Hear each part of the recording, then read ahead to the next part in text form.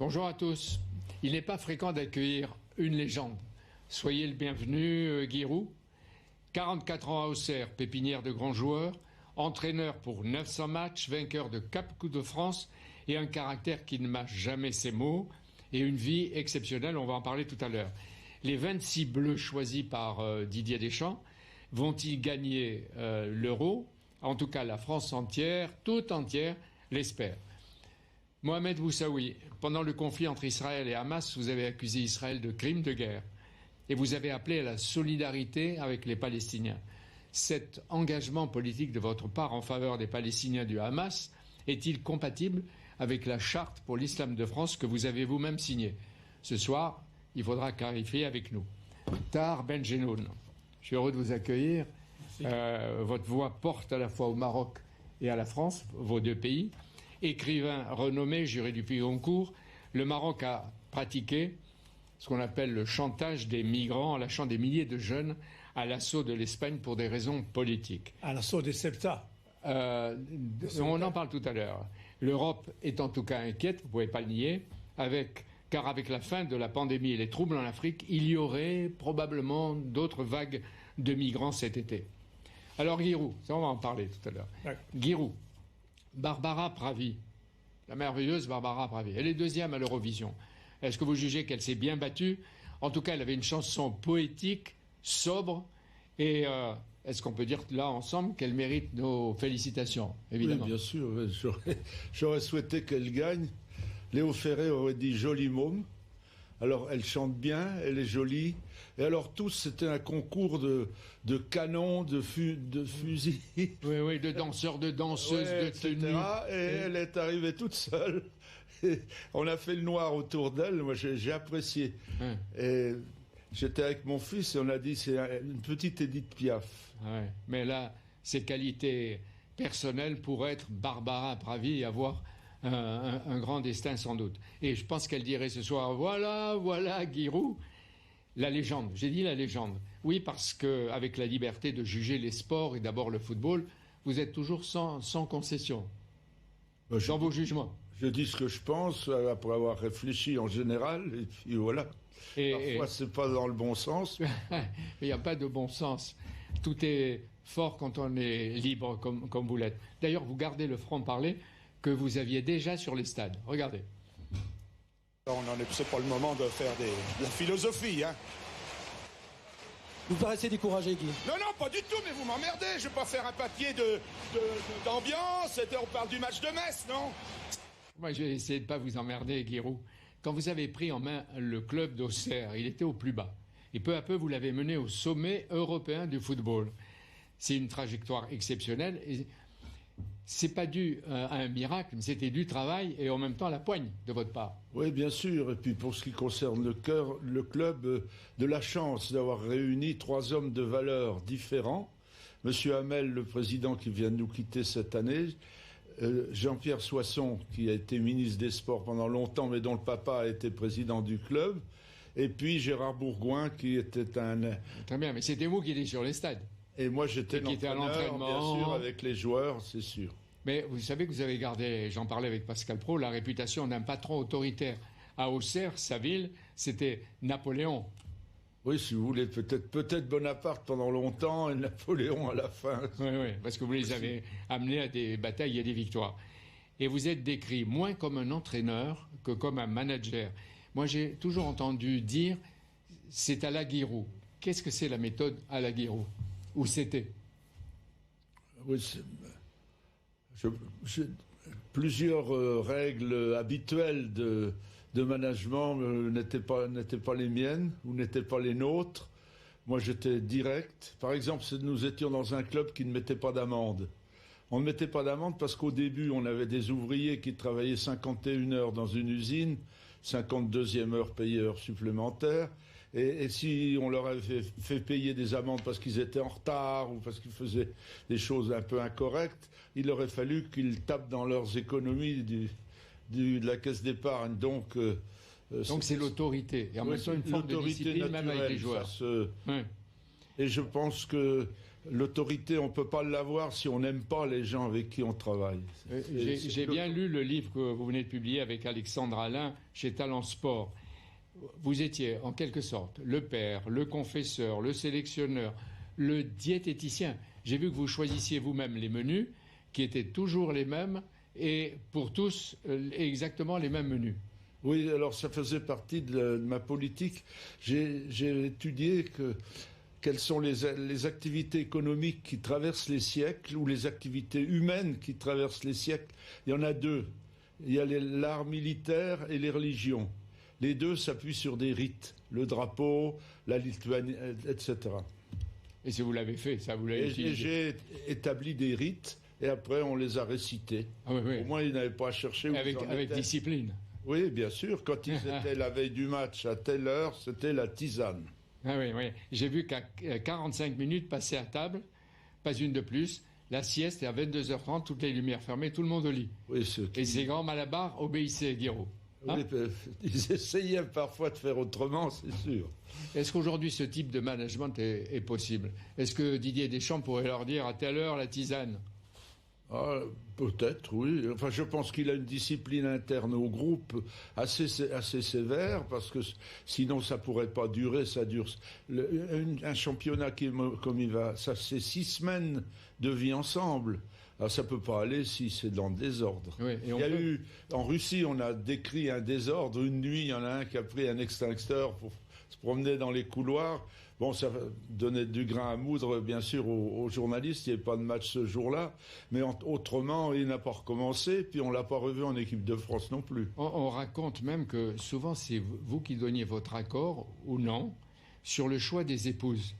Ah non, non. Ouais, j'ai lu. Non. Ça c'est complètement faux, mais par contre... Mais que le rôle des épouses et du mariage était important pour l'influence des joueurs. Bien sûr, je faisais des réunions récréatives avec les épouses et je leur glissais à quelle heure on rentrerait de déplacement pour qu'elles constatent que j'avais dit la vérité. Et en même temps qu'elles les surveillent. Oublié de rentrer directement. Et alors, votre équipe, elle comprenait, ce qui m'a frappé, toutes les religions et toutes les couleurs. Et tout le monde s'accordait. Est-ce qu'aujourd'hui, la politique et même une forme de racisme sont plus fréquents et comment on peut y échapper? Alors, à l'intérieur des équipes de football, pour ce que j'en connais, en France et en Allemagne, et en Angleterre, et en Belgique, et en Espagne, que je connais bien, et l'Italie, je pense qu'il n'y a dans les équipes aucun racisme. C'est pas possible. Tout le monde est jugé sur sa valeur humaine et footballistique, et c'est pas dans nos mœurs. Je ne le connais pas. Le risque le plus grand était dans les pays qui ont eu des dictatures. C'est en Allemagne qu'il y a eu le plus tard des Africains dans les équipes.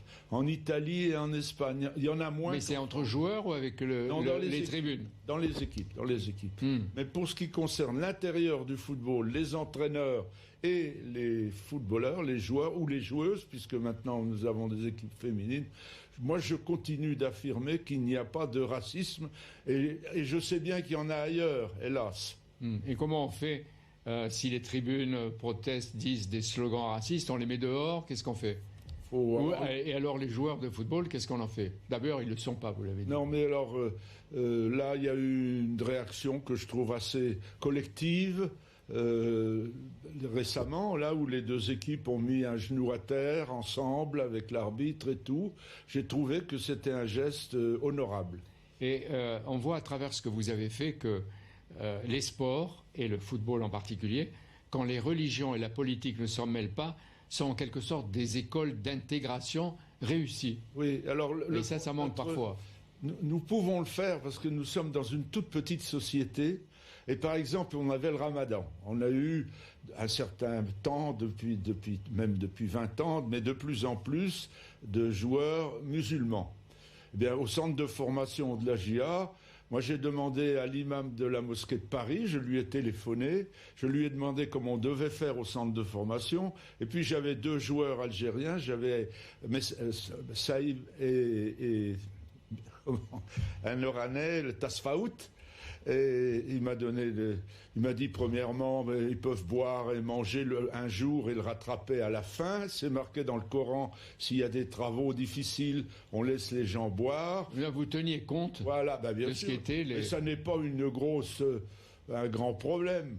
Alors d'autant plus que dans la religion catholique, c'est un peu oublié. Normalement, on devrait manger que du poisson le vendredi. Ça, je me souviens de ça, de mon catéchisme. Bon, ça n'est pas très respecté, mais si c'était respecté, j'aurais mis poisson le vendredi. Alors, dans votre livre, qui est encore une fois rempli d'anecdotes, vous parlez de vos relations avec les journalistes. On l'a entendu tout à l'heure ce que vous leur disiez. Et vous les avez en tout cas souvent secoués. Pourtant, tous gardent un souvenir personnel. Je vais prendre 2 exemples. D'abord, notre ami Pascal Praud, qui vous connaît et qui connaît le foot. Vous savez, Guy, de quoi je vais vous parler? Vous savez de quoi je vais vous parler?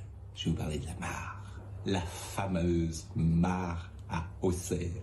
La mare que je n'ai jamais vue d'ailleurs, la mare glacée. Parce que Guy disait, il appelait Thierry Roland après un téléfoot et il avait dit, je vais mettre Praud dans la mare. Cette fameuse mare que je n'ai jamais vue. Alors, ma question est simple, Guy. J'aimerais tellement que vous me mettiez un jour dans la mare, parce que ça me replongerait dans ces jeunes années, mais surtout, est-ce que cette mare, elle existe toujours à Auxerre? Et vraiment, je vous embrasse, vraiment tendrement. Je pense à vous, comme je peux penser à Auxerre, comme je pense à toutes ces années-là.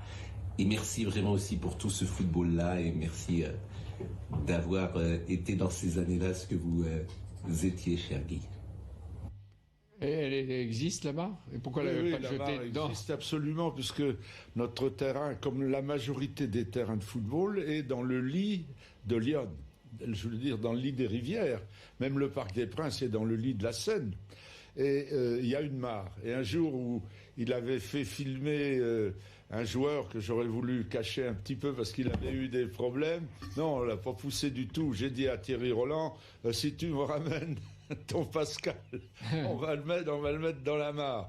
Et après, Thierry Roland, quand il l'amenait avec lui pour faire le reportage, le travail, il dit, écoute, on va pas entrer de ce côté-là, c'est le côté de la mare, on va entrer de l'autre côté. Et donc, Pascal n'a jamais vu la mare. Oui, mais mais il a la nostalgie. En tout cas, heureusement qu'elle existe encore, parce qu'il y a de la verdure. On va parler de l'équipe de France et de tous les problèmes du football, mais j'ai un autre confrère que vous avez souvent vu sur les stades, Hervé Matou.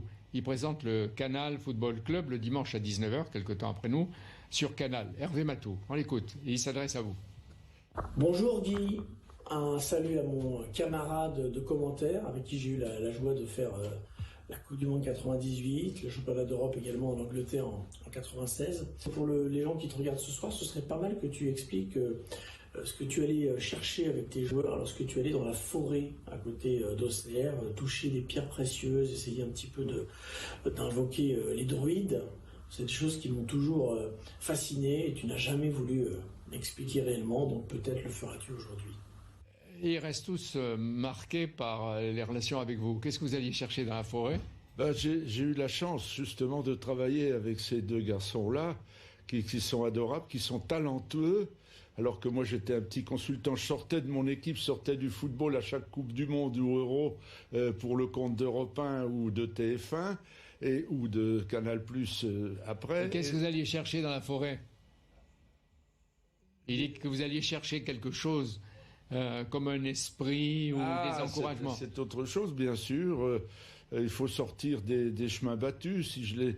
La plupart des footballeurs viennent des grands ensembles et qui n'ont jamais vu un champignon autrement que dans une boîte, n'ont jamais vu de la mousse autrement que le jour de Noël en plastique. Et donc, il fallait leur montrer la nature. Alors, voilà. Si vous étiez sélectionneur des Bleus, est-ce que vous auriez pris Benzema dans l'équipe pour l'Euro? Bien sûr. Et j'ai un moment où nous étions rares dans ce côté-là. J'aurais souhaité qu'il ne quitte jamais l'équipe de France encore, sauf quand il était en méforme, bien sûr, parce que Didier a le choix. Mais bon, il y a eu une triste histoire et qu'il l'a mis en dehors de l'équipe 5 ans.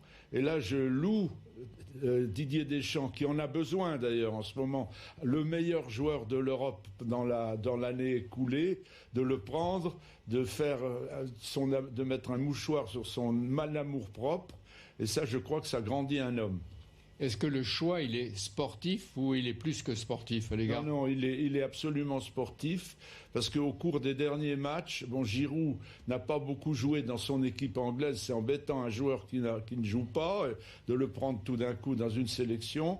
Il y a Martial qui est blessé, il a quelques aléas, et Benzema, qui a été cette année le joueur le plus brillant d'Europe, vient renforcer cette équipe. C'est-à-dire qu'il faut oublier la polémique autour de Karim Benzema, d'après vous?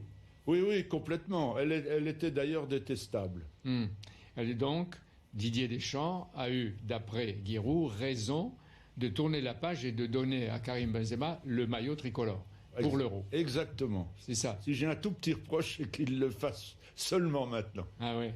Les 26 bleus et d'autres qui auraient pu être sélectionnés, ils illustrent un football qui paraît au mieux de sa forme, avec des joueurs de qualité comme Mbappé et quelques autres. Mais est-ce que c'est vraiment l'état du football? Parce que dans le livre, vous êtes sévère. Vous dites que le football ne va pas bien du tout. Je vais vous citer. La fédération de football est devenue un instrument administratif qui vit dans l'aisance par les droits de télévision, la bonne gestion financière de Noël Le Graët. Il y a plus de personnes dans les bureaux que sur le terrain. Oui, c'est un peu... Je parlais des entraîneurs nationaux ou des directeurs techniques départementaux qu'on avait avant et qu'on n'a plus maintenant.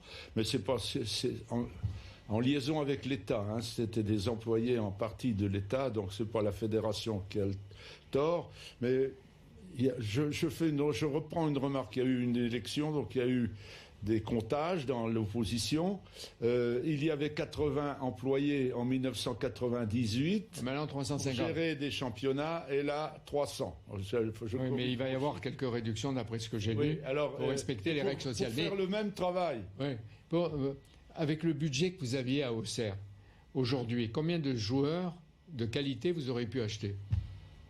C'était en francs, maintenant c'est en... Combien? Ça dépend. À un moment, ça c'est M. Hamel. S'il nous écoute de là-haut, c'est lui qui mérite.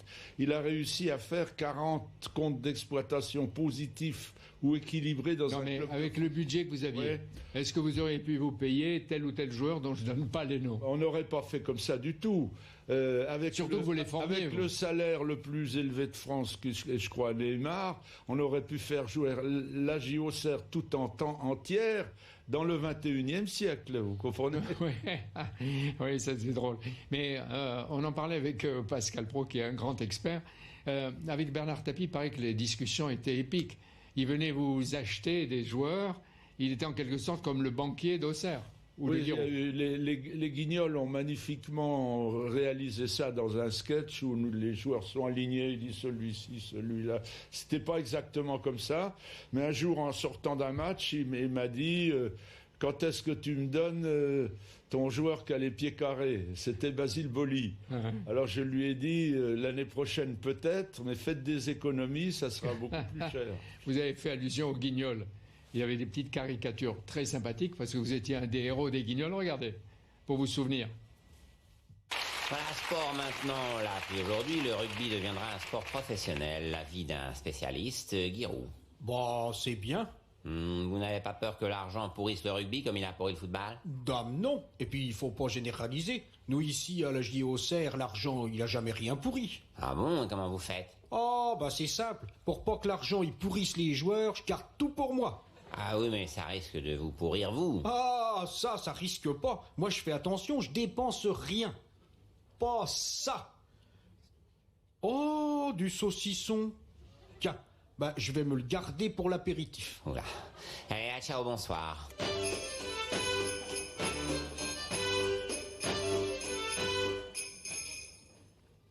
Alors, Guy, c'est quoi votre conseil cadeau du jour?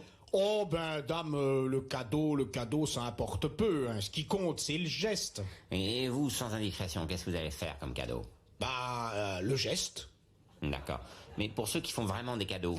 Ah, vous voulez dire des cadeaux qui coûtent? Oui, voilà. Oh, bah j'ai qu'un seul conseil à leur donner. Si vous achetez un cadeau, alors là, surtout, dites bien à la caissière, laissez le prix, c'est pour offrir. Merci du conseil, Guy. Allez, ciao, bonsoir. Ça vous a collé. Hein. Il faut pas gâcher. Faut pas gâcher. Oui, bien sûr. Mais c'est les monsieur Hamel qui auraient mérité. Non, mais vous, c'est vrai ce qu'on m'a raconté? Non. C'est normal. Alors, pendant le confinement, là, j'ai pas beaucoup dépensé. J'ai pas le droit de sortir de 1 kilomètre. Et vous habitiez au Cerf. Oui, et il n'y avait pas un commerçant à 1 kilomètre. C'est dans le livre. Vous dites, avant, il y avait des présidents qui cherchaient de l'argent pour jouer au football. Maintenant, il y en a qui cherchent du football pour faire du fric. Oui, mais en général, ça continue de leur en coûter au lieu de leur en rapporter. Et quand ça leur en coûte beaucoup. D'une façon plus générale, il y a eu le fiasco de Mediapro. Les promesses de quelques vantards et en même temps les fautes d'un menteur espagnol qui a été cru en plus par des naïfs et peut-être des bénés. Et heureusement qu'il y a eu Canal+ pour sauver le foot. Mais est-ce que Mediapro n'a pas porté un mauvais coup au football français? Un mauvais coup terrible. Mais c'est dommage que les gens qui étaient responsables, qui ont fait le contrat, n'aient pas appris l'étape de multiplication à l'école primaire. Parce qu'en comptant l'argent qu'ils demandaient aux gens par mois pour regarder, multiplié par le nombre de téléspectateurs possibles, ça donnait un chiffre bien inférieur à ce milliard qu'ils avaient promis au football français. Et qui n'est jamais venu, qui allait mettre le foot dans l'abîme. Bon, je ne sais pas pourquoi cet homme-là, qui jusqu'alors ne s'était pas trop signalé, a proposé ça aux Français en sachant qu'il ne pourrait pas le faire. Alors, il a parlé de la pandémie. C'est vrai que les stades vides, c'est un spectacle un peu moins beau que celui pour lequel il s'était engagé. On aurait pu lui faire une petite réduction et qu'il télévise quand même. Et la Super League, alors vous dites, elle tue un sport planétaire, et vous dites, à cause de 12 salopards. Oui, je me référais au film américain. Oui, on l'a compris. La Super League, vous êtes contre? Ben, complètement. C'est scandaleux, parce que s'il la faisait, il prendrait immédiatement les meilleurs joueurs du monde, donc ils en priveraient le reste de l'élite de tous les pays.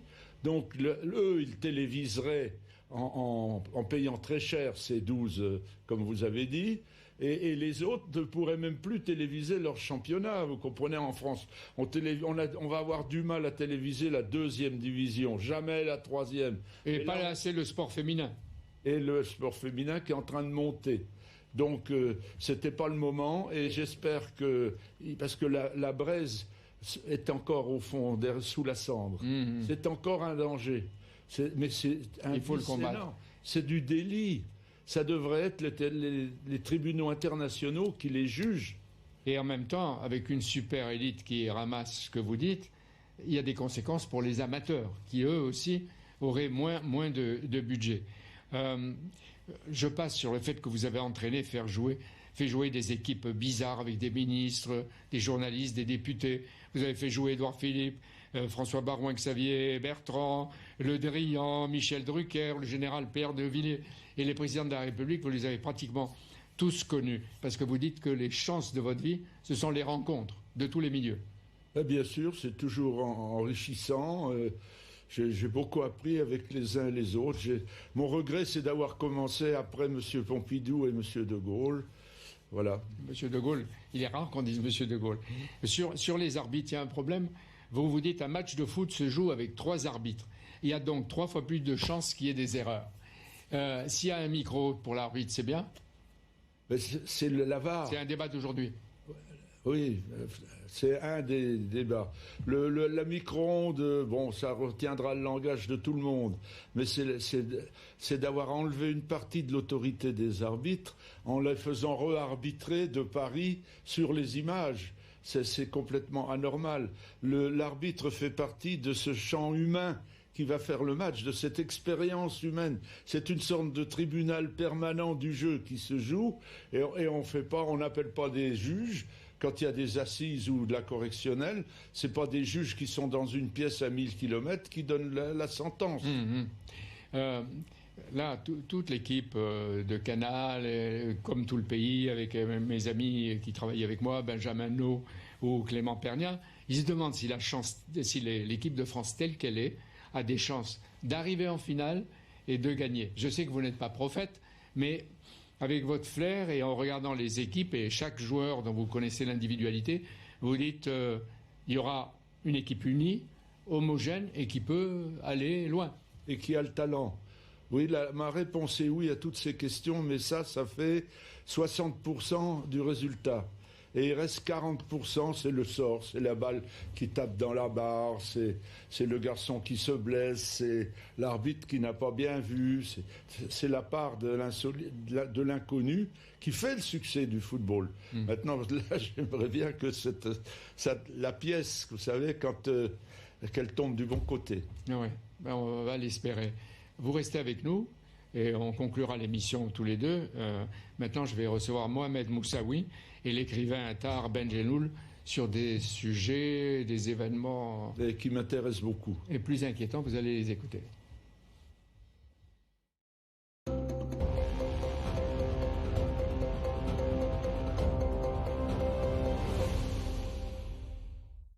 Mohamed Moussaoui, merci d'être là. Sous la pression des États-Unis, de l'Égypte et de la France, un cessez-le-feu est en ce moment appliqué au Proche-Orient. Il est indispensable et il est fragile. Dans Gaza, qui est meurtri, le Hamas est en train de clamer sa victoire. Pour vous, il a gagné, le Hamas? Non. Dans une guerre, il n'y a jamais de gagnant. Non, mais là, en la circonstance. Des perdants. Si vous étiez à Gaza, qu'est-ce que vous diriez? On a perdu ou on a gagné? Il n'y aura jamais de gagnant dans une guerre. Il n'y a toujours que des perdants. Je pense que des victimes qui sont tombées sous les bombes de certains et les roquettes d'autres sont des victimes humaines. Et toute vie humaine ôtée, c'est l'équivalent de toute la vie humaine de l'humanité. Dans un des communiqués que vous avez publié récemment, vous avez dénoncé les crimes de guerre d'Israël. Et j'ai envie de dire, pourquoi vous ne condamnez pas les milliers de missiles qui sont tombés sur les villes d'Israël et sans doute des armes livrées par l'Iran, la Turquie, le Qatar? Pourquoi? D'abord, ce n'est pas vrai que j'ai parlé de crimes de guerre d'Israël. J'ai le communiqué devant les yeux, je peux lire le paragraphe concernant. Non, mais... Après avoir évoqué les victimes civiles palestiniennes et israéliennes, j'ai cité toutes les deux, j'ai dit que je condamnais... Oui, mais c'est les crimes de guerre d'Israël. Non. Est-ce que ce soir, par exemple, vous répéterez, est-ce que ce soir vous dites, j'ai bien fait de le dire, crime de guerre? Je vais vous le dire d'une manière beaucoup plus explicite. J'ai parlé de crime de guerre, c'est la qualification de la Cour pénale internationale. J'aurais peut-être pas dû utiliser ce terme-là, j'aurais dû le laisser à la Cour pénale internationale de l'utiliser. Mais ce que je peux dire aujourd'hui... Ça veut dire que vous n'auriez pas dû l'utiliser? J'aurais pas dû l'utiliser peut-être, mais j'aurais... Pourquoi peut-être? J'aurais préféré... Non, oui ou peut-être? Qu'est-ce que ça veut dire? Parce que c'est peut-être pas mon rôle de rappeler les qualifications. Alors, mais vous l'avez fait, donc c'était une erreur, c'est ça? Vous pouvez dire que c'est une erreur, c'est pas un problème. Je peux reconnaître mes erreurs. Par contre, ce que je peux dire avec la force qu'il faut, c'est que rien, absolument rien, ne saurait justifier les tirs de roquettes jetés, les tirs de roquettes tirés vers les habitations et vers les populations israéliennes civiles. Et avec la même force, je dirais, rien, absolument rien ne saurait justifier les bombardements contre les populations et habitations palestiniennes sous prétexte de ces tirs. Alors, vous avez demandé aussi aux imams, dans le même communiqué que j'ai lu attentivement, de vos 600 mosquées de prêcher la solidarité avec les Palestiniens. C'était vendredi, ils l'ont fait. Pour vous, c'était une réussite? Je n'ai pas vérifié si toutes les mosquées l'ont fait, mais par contre, ce que j'ai sur le point sur lequel j'ai insisté, c'est le fait que ce conflit, c'est pas un conflit religieux. Mais force est de constater que la mosquée Al-Aqsa a toujours été, ou en tout cas certaines étincelles de ce conflit, se sont produites sur l'esplanade de la mosquée. D'accord, mais en quoi ça vous regarde alors que c'est le roi de Jordanie qui est le maître des lieux saints? Vous savez, la mosquée Al-Aqsa, c'est le 3e lieu saint pour les musulmans du monde entier.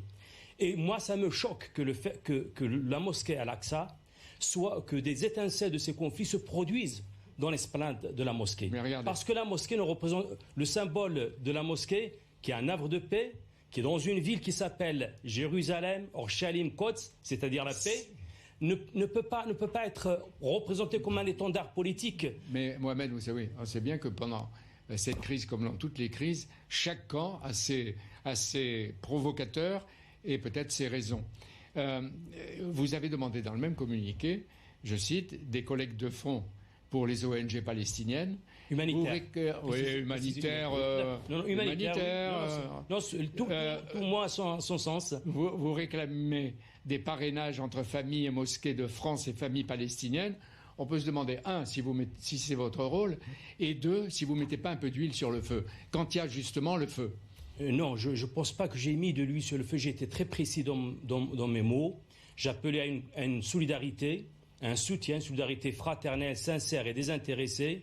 Je pense que la souffrance des victimes, toutes les victimes, qu'elles soient palestiniennes ou israéliennes, doivent nous interpeller, ne doivent pas nous laisser indifférents. Et je pense apporter un soutien humanitaire aux victimes, ça a toujours été, je dirais, l'action de toutes les religions. Oui, on peut s'abriter là-dessus pour faire avancer ces idées, même si on a des liens intellectuels, idéologiques, religieux, avec, par exemple, le Hamas. Est-ce que pour vous, c'est un pays ou pas un mouvement démocratique? Je n'ai aucune sympathie avec le mouvement de Hamas. Est-ce que vous dites, est-ce que ce soir, vous souhaitez que, comme l'avait fait Yasser Arafat, il avait dit c'était caduc, que le Hamas reconnaisse enfin l'existence de l'État d'Israël? Est-ce que vous le demandez? Vous venez de me reprocher de rentrer dans des sujets politiques. Moi, ce que je peux dire avec certitude, c'est que l'extrémisme, c'est un poison. La haine, c'est une déchéance de l'esprit. Mais vous n'avez pas répondu. Mais ça, oui, c'est de la philosophie générale. Non, c'est important. Vous n'avez pas répondu. C'est important est-ce que le Hamas devrait reconnaître l'État d'Israël? C'est considéré comme une organisation terroriste. S'il le reconnaissait, il deviendrait peut-être un interlocuteur pour Israël et pour la plupart des pays qu'il condamne. Ce que je demande d'une façon claire, c'est qu'il y ait une solution à deux États dans lesquels les Palestiniens et les Israéliens vivent côte à côte en paix. Je pense que c'est le précieux cadeau que nous pourrons donner à ces populations, c'est de travailler inlassablement pour que les voix de la paix s'expriment. Oui. Pas seulement les Juifs et les musulmans en France ou ailleurs, mais les Israéliens et les Palestiniens, parce qu'entre parenthèses, la plupart des pays arabes qui ont signé avec Israël les accords d'Abraham, et même l'autorité palestinienne de Ramallah, n'ont pas dit grand-chose. Ils ont laissé le Hamas se débrouiller. Mais ma question, vous êtes un des 5 rédacteur et signataire de la charte sur les principes pour un islam de France. Cette charte, qui est historique, elle rejette toute instrumentalisation de l'islam à des fins politiques et elle condamne toute promotion de l'islamisme politique. Est-ce que c'est pas ce que vous avez fait en plein feu du conflit? Non. Entre nous. Non, je ne le pense pas. Le communiqué devant moi, je peux le relire. Ce que j'ai dit clairement, ce que j'ai encore écrit dans une tribune qui va apparaître demain, c'est que musulmans de France et juifs de France, nous partageons un même foyer. Mon père, il a vécu avec des juifs à son enfance, toute sa vie. Mais comment vous faites pour soutenir dans son récit, le Gaza et le Hamas? Dans son récit, j'entendais toujours cette phrase. Nous étions une et même famille. Aujourd'hui, c'est le même sentiment que j'ai à l'égard de nos concitoyens juifs. Nous sommes une même famille, vivons dans un même foyer qu'est la France. Alors, d'un côté, vous dites ça. D'un côté, vous dites oui à la laïcité, oui à la loi de la République au-dessus de la loi religieuse, vous dites même oui aux assises, et d'un autre côté, vous vous servez de la religion et des engagements politiques. Est-ce que c'est pas le double jeu, ça? Non, je pense Vous allez me dire c'est peut-être le en même temps, mais là, c'est le double jeu. Non, c'est pas un double jeu. La solidarité, le soutien des victimes, c'est un devoir humain. Que nous soyons religieux ou pas, c'est un devoir humain. Et je pense travailler pour retrouver les voies de la paix, c'est notre vocation en tant que religieux. C'est la vocation, et c'est ce que dit souvent le roi du Maroc, Mohamed VI, qui pratique, le Maroc, un islam ouvert, respectueux de la culture et de la pensée juive, des citoyens juifs, etc. Mais vous avez l'air d'être en contradiction avec la stratégie. Est-ce que vous dites, est-ce que c'est la stratégie du roi, Mohamed VI, ou la vôtre? Je ne vois pas ce parallèle. Il y en a un qui lutte contre l'islamisme politique, et l'islamisme radical, c'est lui, et un autre un jeu qui n'est pas clair. Écoutez, la charte des principes de l'islam de France, c'est celui qui est devant vous qui a rédigé l'essentiel de cette charte. Mais pourquoi vous vous en éloignez? Je ne suis pas éloigné d'un seul iota.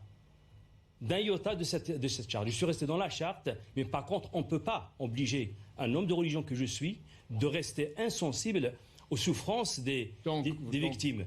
Donc vous voyez qu'il y a une dimension religieuse. Encore une ou deux questions très vite. Le 19 mai, le recteur de la Grande Mosquée de Paris, Shems Eddin Hafiz, a conclu avec la LICRA un partenariat pour mieux lutter, au nom de la laïcité de la République, etc., contre le racisme anti-musulman. Est-ce que vous êtes prêt à signer la convention avec la LICRA? Je pense qu'il y a un observatoire de lutte contre l'islamophobie au sein du CFCM. Il fait son travail. Mais pas la LICRA. Je suis pas la LICRA, qui est Ligue internationale contre le racisme et l'antisémitisme. Je suis prêt à signer de toutes les conventions avec toutes les organisations qui luttent contre l'antisémitisme. Non, même celle-là. Avec celle-là. Avec celle-là aussi. On va voir quand vous allez le signer. On ne manquera pas de le dire. Et tous les communiqués que vous signez, c'est ou le Bureau national du CFCM ou le CFCM. Mais il n'y a plus d'existence du CFCM. Il est mort. Non, il n'est pas mort. Il est mort, on dit M. Gbibech et le recteur de la mosquée. Ils l'ont dit ici. Il est mort, il n'y en a plus. Non, le CFCM, il existe encore. C'est une association 1901 jusqu'à preuve du contraire. Lorsqu'elle ne sera pas dissoute, lorsqu'elle sera dissoute, elle sera morte. Aujourd'hui, c'est. Mais on va vers la dissolution. Non, et le remplacement par ce qui va découler de la charte. On va vers un renouvellement de l'instance du Conseil français du culte musulman qui va se renforcer avec les assises départementales et les conseils départementaux. Mais le CFCM, elle reste l'instance représentative du culte musulman et la seule instance représentative du culte musulman. Entendez-vous, accordez-vous entre tous, ce serait utile même pour la situation en France. Et vous dénoncez, je vous cite, les raids israéliens dans la bande de Gaza. Pourquoi, dans les communiqués que vous faites ou vous ferez, vous trouvez ça? Il n'est pas dans le communiqué. Il est dans le communiqué. Je connais le communiqué par cœur. Mais il en a fait 3 ou 4. Alors, il n'y est pas. Pourquoi vous ne condamnez pas les dictatures, les répressions qui ont eu lieu en Iran, en Turquie, en Arabie Saoudite? Pourquoi ces 2 poids, 2 mesures? Non, je vous dis ce que beaucoup de gens pensent et qui n'osent pas vous dire. Je vous ai dit clairement que moi, ça me choque que la mosquée Al-Aqsa, parce que c'est là où c'est parti, soit instrumentalisée, soit assignée à un rôle d'un étendard politique. Ça, vous l'avez dit. Mais la dénonciation de la répression dans ces pays qui foutent les opposants en prison, etc. Vous me faites un communiqué, je vous invite et vous me le racontez. D'accord? Merci d'être venu, d'avoir répondu franchement, même si c'est un peu... Un peu dur. Un peu dur, mais parce que là, c'est la situation qui... Non, j'aurais aimé effectivement que le communiqué soit pris dans ces termes exacts. Pas de lecture... attentive. Elle est attentive. Tahar Benjeloun, merci d'être avec nous, je l'ai dit tout à l'heure. Les images sur la migration. Pourquoi? C'est terrible, c'est bouleversant, c'est un malheur permanent. Et je pense qu'il doit y avoir une négligence, une absence de vigilance de la part de la police. Et puis, parce que... D'abord, est-ce que ça vous touche? Est-ce que ça vous touche ou ça vous touche pas? Ça me touche. Il y a toujours des conflits entre le Maroc et l'Espagne, ça c'est presque classique, et qui s'arrangent après. C'est pas classique. Et qui s'arrangent après. Mais laisser partir ou faire partir des milliers de jeunes pour punir l'Espagne... Non, c'est pas ça. Parce que si le Maroc voulait vraiment punir l'Espagne et par ailleurs l'Europe, il aurait ouvert les frontières avec l'Espagne. Frontières qu'il garde depuis 2007 avec 20 000 personnes, il y a 20 000 agents marocains qui sont là à protéger ces frontières pour qu'il n'y ait pas d'immigration clandestine qui arrive en Europe. Donc les 8 000, leur ont échappé. Non, c'est pas échappé. Donc ce qui s'est passé sur la frontière de Ceuta, c'est autre chose. Ça ne dépend pas de la surveillance des frontières pour laquelle le Maroc a toujours été présent. C'est la police. C'est-à-dire que c'est une faute de la police ou du gouvernement marocain? Non, je pense que c'est une négligence de la police. Une négligence? Il y aura une enquête pour savoir ce qui s'est passé réellement. Mais la vraie crise... Demandez une enquête, c'est déjà pas mal. Jean-Pierre, la vraie crise qui est l'origine de cette crise, elle est ailleurs. Elle est dans l'attitude de l'Espagne, qui a, le 18 avril dernier, admis sur son sol un individu sous une identité totalement fausse, et sachant pertinemment que cette personne est un ennemi juré du Maroc, parce que c'est le patron du Polisario qui mène une guerre sans merci contre le Maroc, une guerre financée, armée par l'Algérie, et l'Espagne savait très très bien que l'affaire de l'intégrité territoriale du Maroc est une chose sacrée et que le Maroc se bat pour que ce Sahara reste marocain. Oui, mais et savait très bien en faisant ça que le Maroc n'allait pas... Bon, mais Joe Biden, après Donald Trump, ont accordé, avec les accords d'Abraham, la souveraineté au Sahara. Oui. Bon, mais quand vous dites presque c'est bien fait pour l'Espagne, ils s'y attendaient, ça veut dire qu'on s'est servi des migrants pour faire pression sur eux? Non, il n'a pas fait pression sur l'Espagne, parce que s'il voulait faire vraiment pression, il aurait ouvert les autres frontières, qui sont beaucoup plus importantes. C'est-à-dire Gibraltar, qui est à 14 km de Tanger. Non, mais le problème, c'est que il faut rappeler aux gens, parce qu'ils ne savent pas peut-être que Ceuta, en arabe Ceuta, est une terre marocaine. C'est une ville marocaine. Depuis des siècles. Oui, depuis toujours, c'est marocain. Et il est occupé par l'Espagne depuis 500 siècles. Est-ce que c'est normal qu'un pays européen, aujourd'hui, colonise en toute clarté, toute simplicité, 2 villes marocaines? C'est pas normal. D'ailleurs, les Européens devraient... Alors, les Européens, aujourd'hui, entre nous, ils sont inquiets par ce qui s'est passé. Et ils ont peur de ce chantage à la migration. Est-ce que le Maroc va imiter, la Turquie d'Erdogan? Non, oh là là. On n'a rien à faire avec Erdogan. Erdogan, c'est un dictateur islamiste qui n'a rien à voir avec le Maroc. Non, la politique marocaine n'a rien à voir avec celle de la Turquie, j'espère bien. Non. Le vrai problème, c'est de savoir si l'Espagne a envie de garder des relations normales avec ce pays, avec le Maroc, parce qu'elle a occupé l'Espagne, le Sahara, jusqu'en 1975. Elle est partie d'une manière très bâclée, parce qu'il y avait Franco qui était en train de mourir. Et puis après, il dit, nous, on n'a rien à faire là-dedans. Entre-temps, on apprend que l'Algérie, évidemment, a bien su parler aux Espagnols et que le prix du gaz a été beaucoup plus sympathique pour les Espagnols. Et ce sont des intérêts qui sont en jeu. Vous avez dit tout à l'heure que vous étiez bouleversé par les images. Mais si on est bouleversé, on refuse que les migrants servent dans ce type de bagarre politique ou diplomatique. Mais personne ne va justifier cela. Personne. Ce qui s'est passé, c'est un malheur réel. Mais je ne dis pas que ça a été fait exprès uniquement pour jeter les gens dans la mer. Est-ce que vous avez vu ce qu'ont fait les soldats espagnols en jetant des adolescents dans la mer avec des bastonnades? Aussi, ils ont été horribles. Ils sont obligés de les garder. Et on les retrouve, ils rentrent par Ceuta, on les retrouve à la porte de la chapelle. Il faut faire attention. De toute façon, ils ont tous été refoulés au Maroc parce que vous savez très bien qu'en 2015, le Parlement espagnol a voté une loi spécifique pour Ceuta et Melilla où on a le droit, les autorités ont le droit de renvoyer d'une manière à chaud tout immigré clandestin. Ce qui n'est pas faisable dans le territoire espagnol. Mais c'est une loi exclusive pour Ceuta et Melilla. Même question qu'à Mohamed Moussaoui. Est-ce que c'est la décision du roi Mohamed VI? Il y a une décision? Ou est-ce que c'est le gouvernement et vous avez dit, vous voulez une enquête? Moi, j'espère.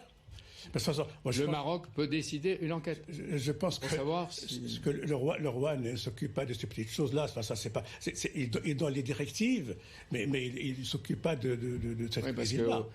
Il ne s'occupe pas des institutions marocaines, il est au-dessus. C'est beaucoup plus simple. Certainement, la négligence de la police, c'était pendant la fête de l'Aïd, et les gens, peut-être qu'ils ont laissé passer, et peut-être que ça a été fait, c'est maladroit. Si c'est ça, il faut leur donner la fessée. Il ne faut pas un gouvernement prendre une décision pareille. Mais il reste que les 2 tiers sont des jeunes Marocains. Il y a des îlots de pauvreté. Bien sûr, et la crise... Même si le roi du Maroc a essayé de réhabiliter le Nord. Mais là... Oui, écoutez, le Covid a vraiment appauvri beaucoup de gens, surtout dans le Nord.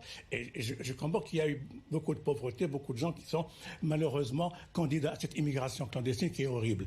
Et par ailleurs, n'oublions pas que le Maroc, il a régularisé plus de 30 000 subsahariens africains. Lui aussi, il a des problèmes. Il est débordé en son sein par des immigrés qui viennent du sud de l'Afrique, enfin du subsaharien. C'est-à-dire qu'il y a le sud qui est en train de remonter vers le nord, en Algérie, dans tout le Maghreb et au Maroc. Il régularise les Africains qui viennent chez lui, il les intègre. Il défend les frontières pour l'Europe, il empêche les clandestins d'arriver en Europe, il fait un travail énorme. Il ne va pas s'amuser à... Ça veut dire que vous sentez une montée des Africains vers le Maroc? Mais bien sûr. Il y en a beaucoup qui arrivent. Alors évidemment, surtout depuis la régularisation, il y a eu 30 000 régularisés, il y a eu de plus en plus de candidats qui viennent. Alors il y en a qui restent et d'autres qui essaient de passer. Mais il les empêche de passer. Le détroit de Gibraltar est fermé. Ils ne peuvent pas passer. C'est pour ça que si le Maroc voulait faire pression sur l'Espagne, il aurait ouvert le détroit de Gibraltar. Benjeloun, pour terminer, vous êtes écouté, je l'ai dit, au Maroc, enfin en Europe, je l'ai dit, prix Goncourt, etc. Vous êtes écouté au Maroc, vous êtes écouté au Palais Royal du Maroc. Est-ce que vous pouvez dire, pour éviter d'abîmer la réputation du Maroc auquel on tient, qu'il ne faut pas recommencer? De toute façon, il faut faire une enquête pour savoir ce qui s'est passé. Si par exemple des policiers ont laissé passer, il faut qu'il y ait une sanction. Parce qu'effectivement, l'image du Maroc a été écornée et ça m'a fait mal. Ça m'a fait mal de voir ça. Ces images m'ont bouleversé, j'étais triste de voir ça. Et vous demandez ici qu'on ne recommence pas. Mais de toute façon, il n'y a pas à recommencer. De toute façon, c'est illégal. Parce qu'il va y avoir des vagues de migrants pendant cet été, d'après les experts. C'est absolument horrible ce qui s'est passé. Et de toute façon, encore une fois, c'est une crise entre l'Espagne et le Maroc sur le problème d'intégrité avec des conséquences sur l'Europe et la France. Du Maroc. C'est le Sahara qui est en cause. Parce que l'Espagne a changé sa position et n'a pas voulu être dans son aide, dans son amitié avec le Maroc. C'est une amitié tronquée. Il y a un fait qui va nous réconcilier tous, c'est le foot. Tout le monde doit regarder le foot, l'Euro du foot. Où vous allez suivre le foot, cher Giroud? L'Euro? Jusqu'à la demi-finale, je suis sur Europe 1, mobilisé un jour sur deux pendant 3h30. Donc je vais choisir mes matchs. Bien sûr, quand le jour où ça sera l'équipe de France, le choix est déjà fait. Et puis, quand on me donnera l'antenne, je vais raconter ce que j'ai vu. On va vous la donner, l'antenne, sûrement. Je vais me tenir au courant. Puis si on arrive à la demi-finale, je vais faire comme la dernière fois. Je vais appeler l'Élysée pour savoir s'ils ont une petite place dans l'avion pour m'emmener. On le demande la dernière fois, ils m'ont emmené. On demande au président Emmanuel Macron une place pour que vous alliez assister à quoi? À la demi-finale. À la demi-finale et à la finale. Voilà, l'invitation est partie de CNews. Une question qui me travaille quelquefois. Pourquoi les entraîneurs des grands clubs sont tous en France des étrangers? Et que quelques-uns des entraîneurs français qui réussissent, Zidane, Antoine Wenger, sont à l'étranger? Arsène Wenger. D'abord, c'est pas une majorité. C'est un tiers ou un quart d'étrangers en France, mais nous sommes en Europe, nous avons des Portugais, nous avons des Espagnols, nous avons parfois des Allemands. C'est plus un problème. Et il y a ceux que vous avez dit, puis il y a d'autres entraîneurs ou bien des adjoints qui sont dans d'autres pays. Les Français ont du mal, vous le savez, à parler les langues étrangères et sont moins bons. Par exemple, les Portugais, ils s'adaptent très vite. Bon, les Sud-Américains, eux, ils prennent des interprètes. Ils peuvent rester 5 ans. Ils ont assez d'argent pour les payer. Ils parlent toujours pas français. Dis-moi, avec votre expérience, et sans que ce soit une prophétie définitive, quel conseil vous donneriez à l'équipe? Didier Deschamps, vous allez me dire, il n'a pas besoin de conseils. Mais quelles suggestions, recommandations vous faites? Couchez-vous de bonne heure. Prenez de la tisane. Faites 11 heures de sommeil après chaque grande journée d'effort et vous arriverez au bout. Allez, vous pouvez lui dire un mot, chacun, Giroud, et vous? Oui, effectivement, le foot, c'est une passion collective et c'est, je crois, le sport le plus populaire du monde. Et là, ce que je ne comprends pas, c'est pourquoi il y a tant d'argent qui circule et qui fait que ce n'est plus un jeu sportif, mais c'est vraiment un truc l'argent a pourri le sport. Alors, là, j'ai une réponse. Dès qu'il y a eu des championnats, immédiatement, on a payé plus ceux qui étaient bons en football. Et comme il y a une concurrence, eh bien, ceux qui avaient le plus d'argent ont réussi à attraper les meilleurs joueurs.